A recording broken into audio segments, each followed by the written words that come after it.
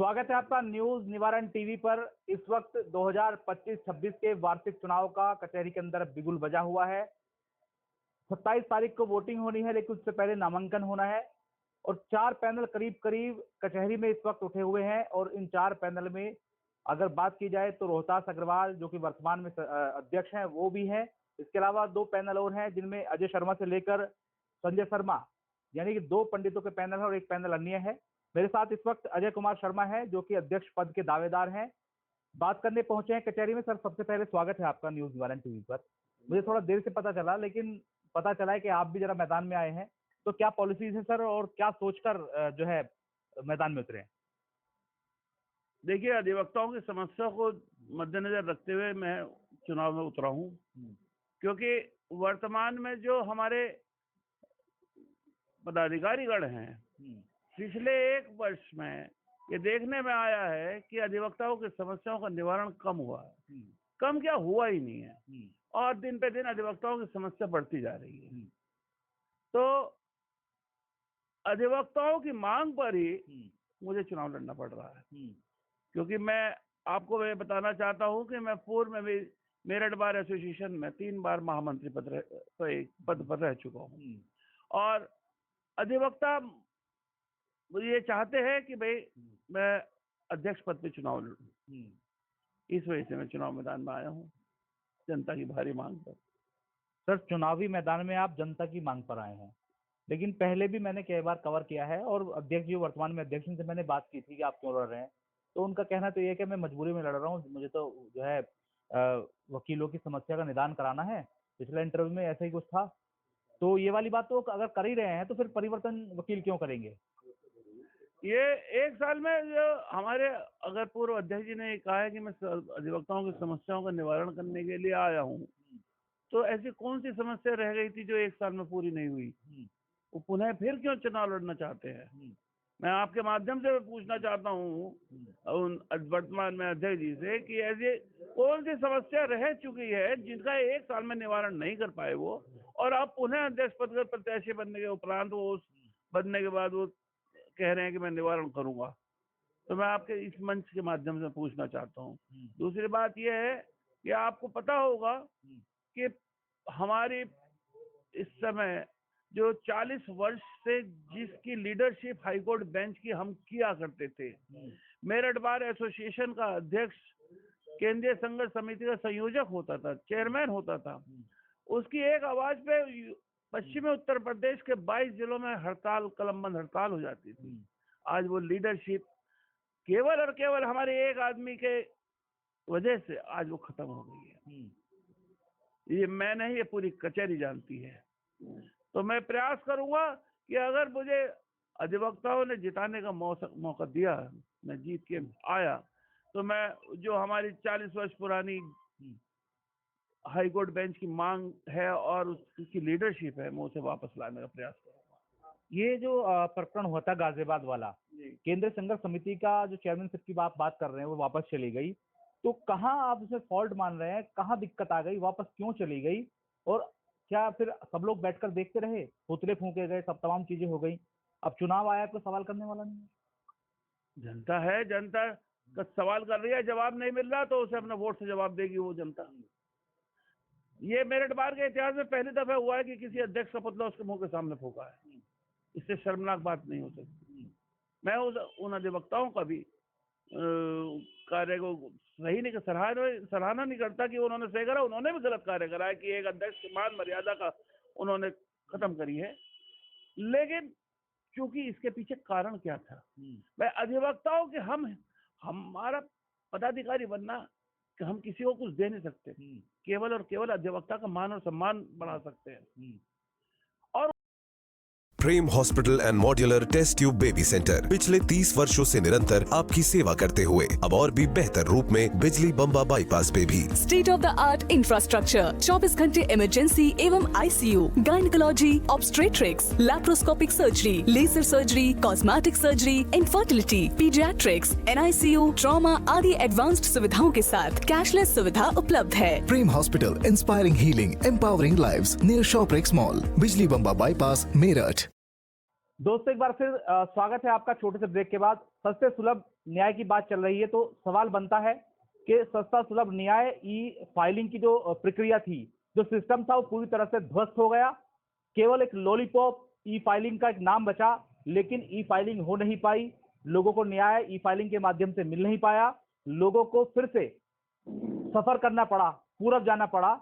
और ऐसी क्या समस्या, ऐसी क्या दिक्कत है, ये काम नहीं हो पा रहा है। अधिवक्ताओं के बीच में हम जाते भी हैं, पूछते भी, लेकिन दावेदार है अध्यक्ष पद के। सवाल बनता है सर, ई फाइलिंग, ई फाइलिंग बिल्कुल सवाल बनता है। ये ई फाइलिंग देखिए, हमारे राज्यसभा से सांसद डॉक्टर लक्ष्मीकांत वाजपेयी जी, जिन्होंने अथक प्रयास करके ये ई फाइलिंग की जो प्रक्रिया को चलाया, और यहाँ तक कि मान्य सर्वोच्च न्यायालय सुप्रीम कोर्ट ने भी इस पे मान्य उच्च न्यायालय इलाहाबाद के लिए एक डायरेक्शन निर्देश जारी करे कि भाई प्रत्येक जिले में ई फाइलिंग कोर्ट की व्यवस्था सुचारू रूप से की जाए।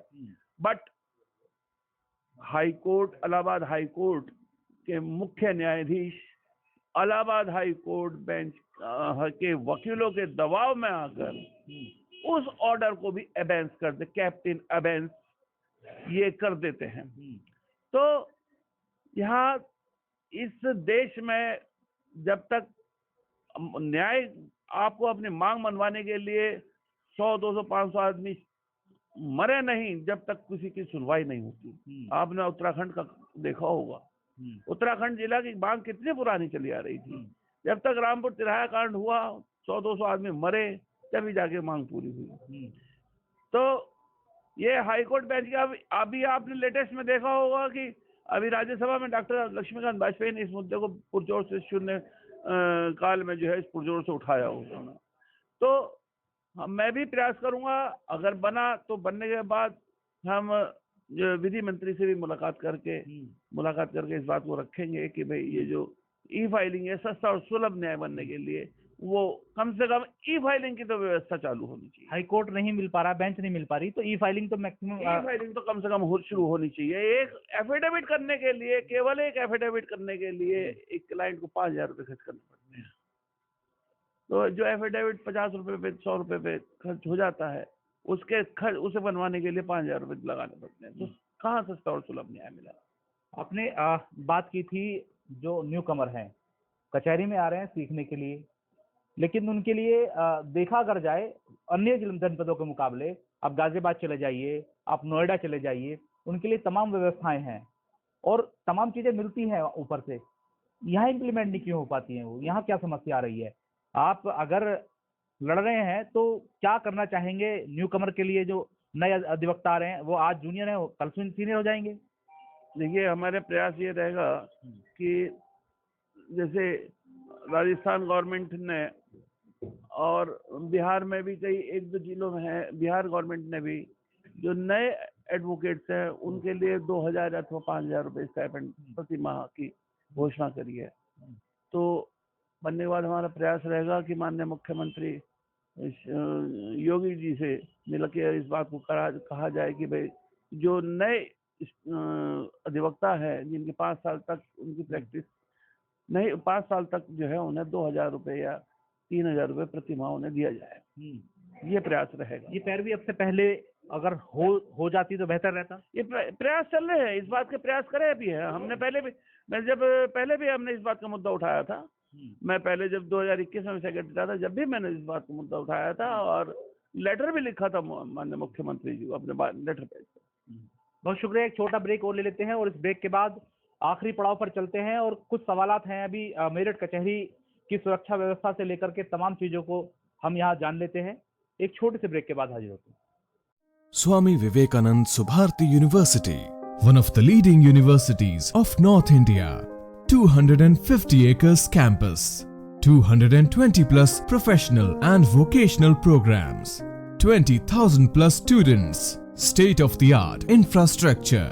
Come and give wings to your career with Swami Vivekanand Subharti University, where education is a passion. NH 58, Meerut, Delhi, NCR. दोस्तों, एक बार फिर स्वागत है आपका न्यूज निवारण टीवी पर। अजय शर्मा मेरे साथ बने हुए हैं जो कि मेरठ बार 2025-26 के जो वार्षिक चुनाव होता है उसके अध्यक्ष पद के दावेदार हैं और इनसे हम लगातार बात कर रहे हैं। कई मुद्दों पर बात हो चुकी है, लेकिन सर मेरी अब जो सवाल है मेरा न्यू कमर पर बात हो गई है, तमाम चीजों पर। यहाँ की कचहरी की सुरक्षा व्यवस्था के मैं सवाल हर बार हर व्यक्ति से पूछता हूँ जो चुनाव लड़ता है। बात तो की जाती है कि कर देंगे, लेकिन जब वार्षिक चुनाव खत्म हो जाता है, जब पद जाने की बारी आती है, तो देखते हैं जीरो। कचहरी के अंदर मर्डर हो जाते हैं, कचहरी के अंदर मुठभेड़ हो जाती है, कचहरी के अंदर वकीलों को पुलिस उठा करके ले जाती है, चोरियां हो जाती हैं। अभी हाल ही में बाइकें चोरी हुई हैं। सीसीटीवी से लेकर प्रकाश की व्यवस्था या तमाम चीजें जो फिल्टर होने चाहिए गेट पर, वो नहीं है। किसकी जिम्मेदारी है और कैसे होगा सर? देखिए, मैं आपको थोड़ा सा पूर्व में इतिहास बताना चाहता हूँ कि यहाँ पे आपने कचहरी में 2008 से पहले यहाँ मर्डर हुआ करते थे, क्योंकि गेट ओपन रहते थे, गेट पे कभी ताले नहीं लगते थे, पार्किंग अंदर रहती थी। 2008 के बाद श्री मुकेश वालिया जी यहाँ पे सेक्रेटरी बने और ब्रह्म सिंह जी अध्यक्ष बने। उन्होंने एक व्यवस्था चालू करी कि पार्किंग जो है बाहर, गेट बंद किए जाए और पार्किंग बाहर करी जाए। उसे चलाते चलाते हमने उसमें और भी काम करे। तो 2021 में शासन से मिलके हमने जिला जज से मिलके यहाँ पे पार्किंग की व्यवस्था करवाई। आपने देखा होगा कि मेन गेट जो पार्किंग पे है उसमें बैग चेकर लगा हुआ है उसमें।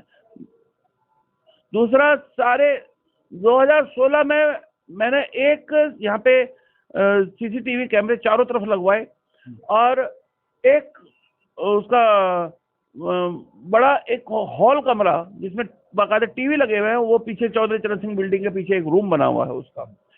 तो ये व्यवस्था, सुरक्षा व्यवस्था के नाम पर हमने ये कार्य कराए, जिससे आपने देखा होगा कि पिछले 3-4 साल में कचहरी के अंदर चाकूबाजी की, गोलीबाजी की घटनाएं बंद हो गई हैं।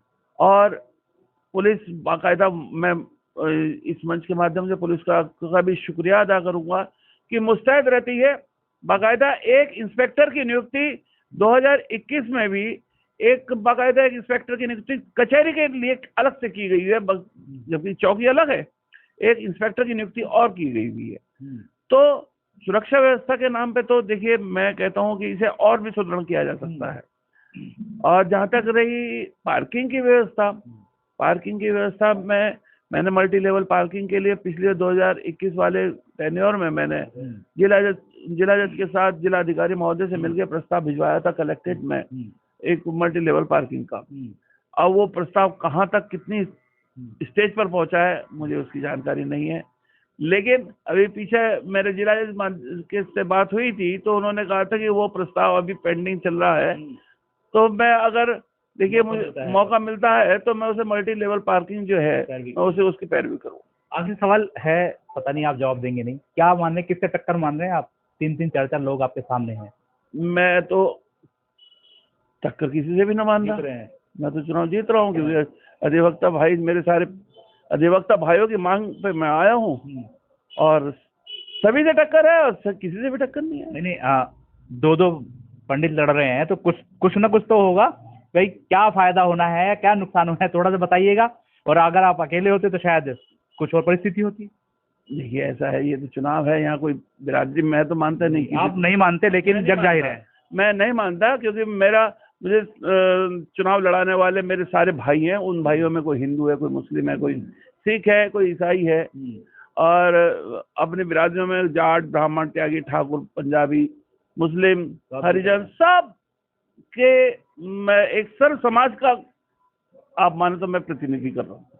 बहुत शुक्रिया। मेरे साथ अजय कुमार शर्मा थे, जो कि इस वक्त मेरठ कचहरी में चुनाव हो रहे हैं, उसमें अध्यक्ष पद के प्रत्याशी हैं और अपने पैनल को लेकर चल रहे हैं। हालांकि डोर टू डोर इनका कैंपेन भी जारी है, अंदर खाने और बाहर खाने, पर्दे के पीछे, पर्दे के सामने, सब कुछ चल रहा है। कचहरी के अंदर साम दाम दंड भेद के एतबार से चुनाव होता है। लेकिन जो अब 27 तारीख को वोट होनी है, उसके बाद 28 को जब मतदान होने के बाद जो वोट खुलेंगी, ये देखना होगा कि आखिर कौन जीतेगा या कौन हारेगा।